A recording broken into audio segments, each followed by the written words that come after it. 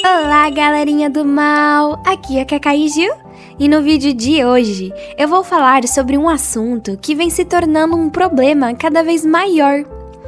Esses programas de incentivo para mulheres no mercado de trabalho.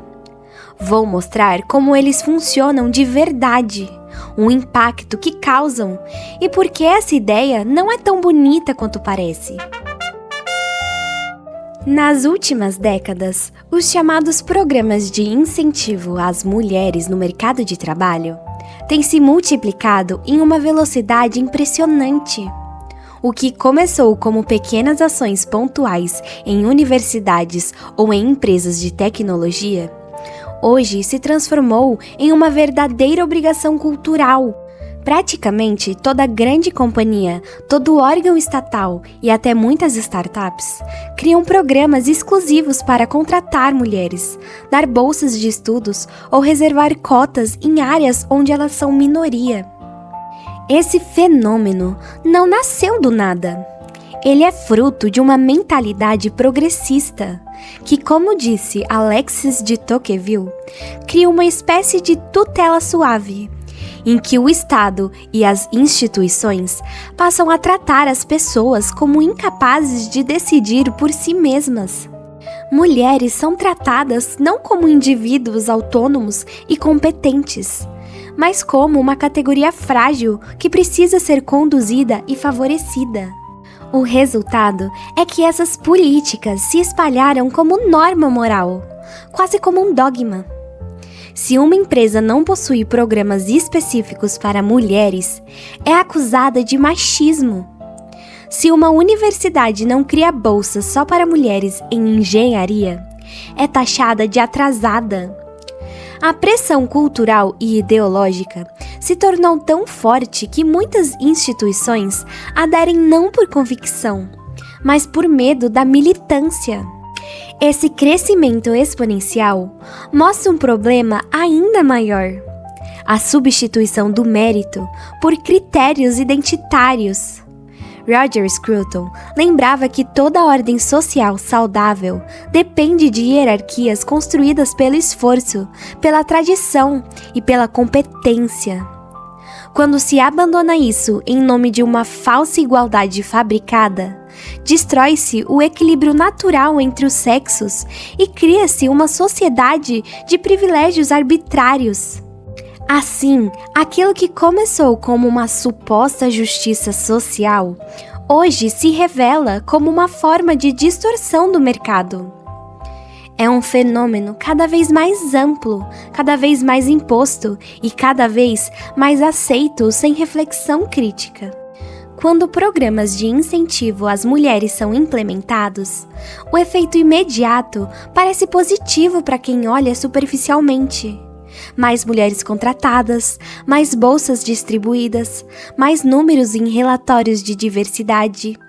Mas na prática, o efeito real é corrosivo para o mercado e para a própria ideia de justiça. Esses programas criam privilégios artificiais. Em vez da vaga ser ocupada por quem demonstrou mais preparo, esforço ou talento, ela é dada com base em uma característica biológica que nada tem a ver com competência. Isso significa que um homem, muitas vezes mais qualificado, é recusado simplesmente por não ser mulher. Trata-se, na essência, de uma injustiça institucionalizada. O economista Frederick Hayek foi claro ao afirmar que a justiça social é uma miragem.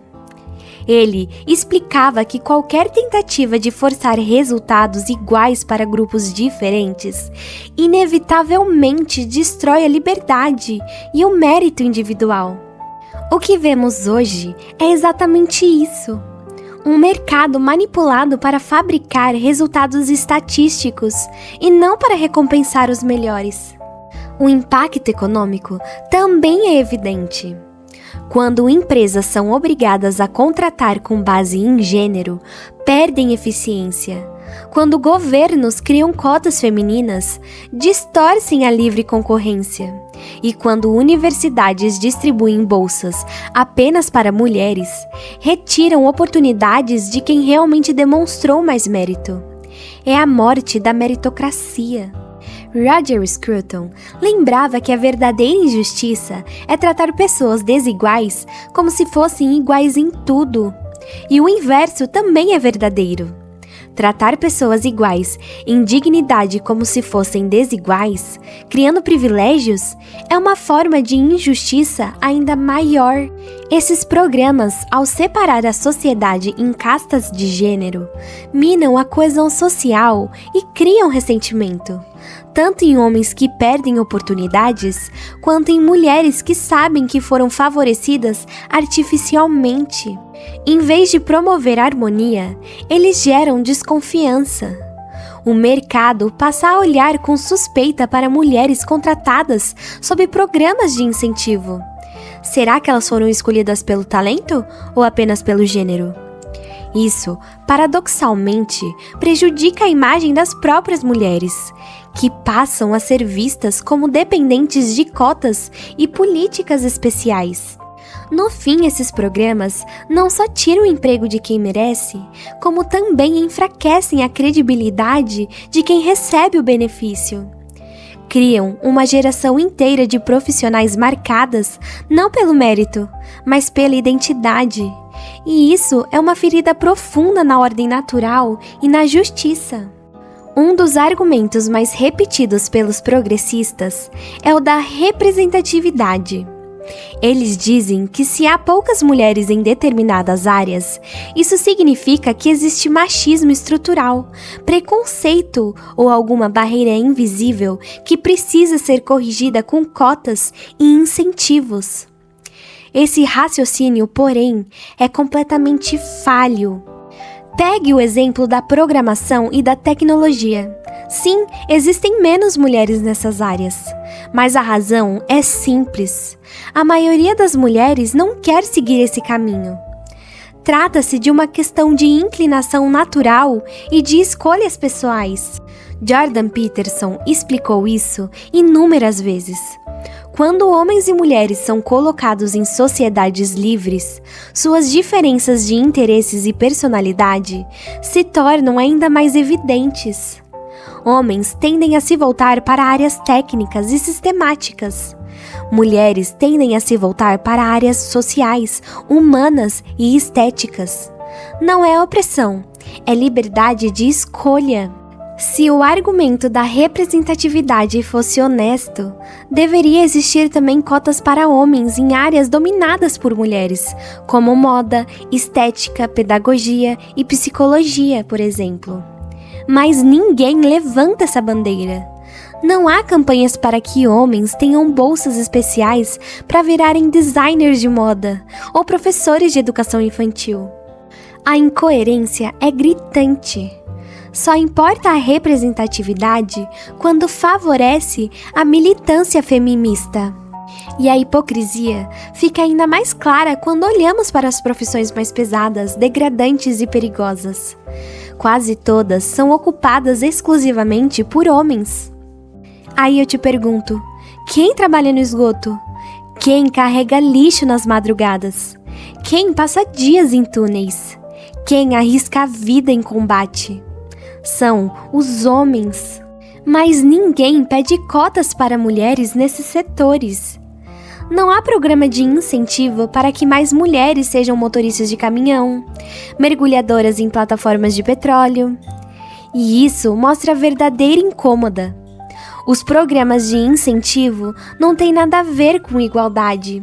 Eles são seletivos, parciais e hipócritas. Escolhem apenas as áreas prestigiadas, bem remuneradas ou ligadas à ascensão social para favorecer mulheres. Já os trabalhos mais arriscados, insalubres e mal pagos continuam a ser responsabilidade quase exclusiva dos homens, sem nenhum debate, sem nenhum incentivo. Essa contradição denuncia o que muitos se recusam a admitir. Vivemos sob um matriarcado velado. em que a sociedade organiza suas políticas não para tratar homens e mulheres de forma justa, mas para oferecer privilégios a um gênero enquanto sobrecarrega o outro. Como dizia Edmund Burke, quando a ordem natural é corrompida pela ideologia, a consequência é sempre o desequilíbrio e a injustiça. A retórica progressista insiste na narrativa de que vivemos em um patriarcado opressor. Mas quando olhamos a realidade prática, vemos o oposto. Um matriarcado velado, sustentado por políticas públicas, corporações e até pela cultura popular. Enquanto se repete que mulheres são vítimas de um sistema hostil, a sociedade moderna cria barreiras protetoras ao redor delas. São programas de incentivo, cotas, privilégios legais em disputas familiares e até narrativas midiáticas que as colocam como eternas protegidas. Tudo isso constrói um ambiente no qual mulheres são resguardadas das áreas mais duras da vida, enquanto os homens são empurrados para os sacrifícios mais pesados. Ao tentar remodelar a sociedade para encaixar em uma ideologia, não se promove justiça, mas sim a corrosão das hierarquias legítimas que se formam a partir da tradição, do mérito e da livre escolha. O que acontece é que as mulheres são tratadas como incapazes de competir em igualdade, como se precisassem de uma mão invisível sempre guiando seus passos. O resultado é longe de empoderar, é infantilização. Esse matriarcado velado aparece no tecido social. Homens continuam majoritariamente em profissões que matam, que mutilam, que destroem a saúde física ao longo dos anos. Mas essa desigualdade não gera manchetes, não cria políticas públicas, não mobiliza coletivos. Porque não interessa ao projeto ideológico de poder que se esconde por trás do discurso de igualdade. No fundo, esse sistema não busca igualdade real entre os gêneros, mas sim um privilégio institucionalizado. Enquanto o homem é chamado ao sacrifício, a mulher é blindada dele. Enquanto o homem é visto como descartável em funções pesadas, a mulher é elevada artificialmente em áreas de prestígio. Isso não é patriarcado. Isso é o desenho de um matriarcado político, cultural e econômico. Isso é um arranjo artificial, desequilibrado e cada vez mais evidente. Programas de incentivos baseados em gênero não representam progresso, mas retrocesso. Eles não corrigem injustiças, eles as criam. Ao substituir o mérito pela identidade, corrompem a lógica mais fundamental da vida em sociedade. A de que cada um deve ser reconhecido por seu esforço, sua capacidade e sua dedicação, e não pelo simples fato de ter nascido homem ou mulher. Friedrich Hayek advertia que qualquer tentativa de impor justiça social resulta na destruição da liberdade. E é isso que vemos. Em nome de uma falsa igualdade, impede-se a livre concorrência e bloqueia-se a verdadeira meritocracia. Roger Scruton, por sua vez, lembrava que a cultura só floresce quando as hierarquias naturais são respeitadas. Interferir nelas é corroer o próprio tecido que sustenta a civilização. O que esses programas fazem na prática é gerar ressentimento. Homens se veem injustiçados. Mulheres passam a ser vistas com desconfiança. E o mercado perde sua neutralidade. No fim, ninguém ganha.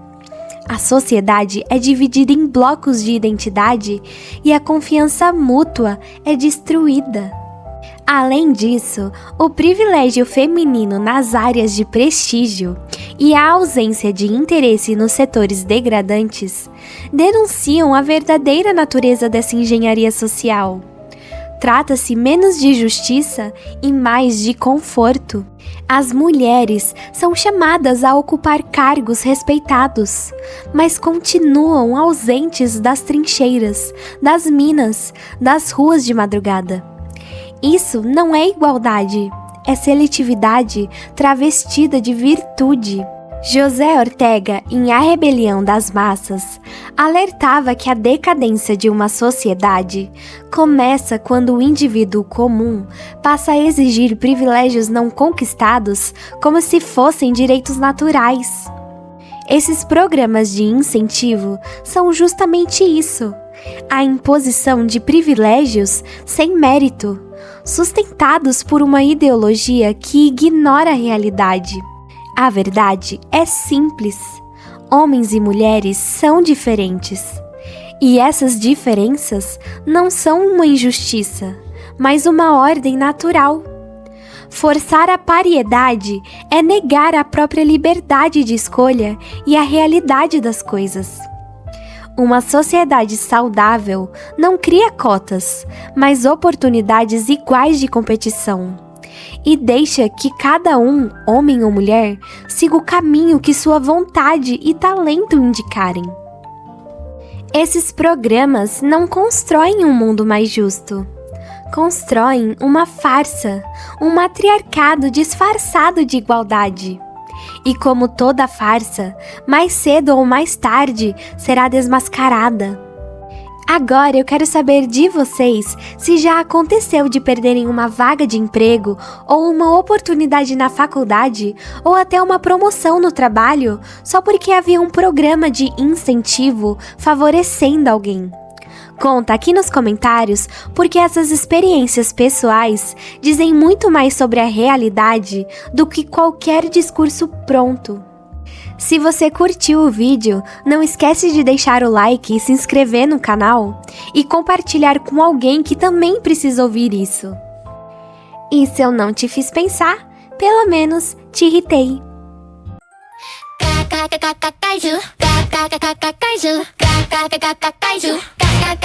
Kaiju.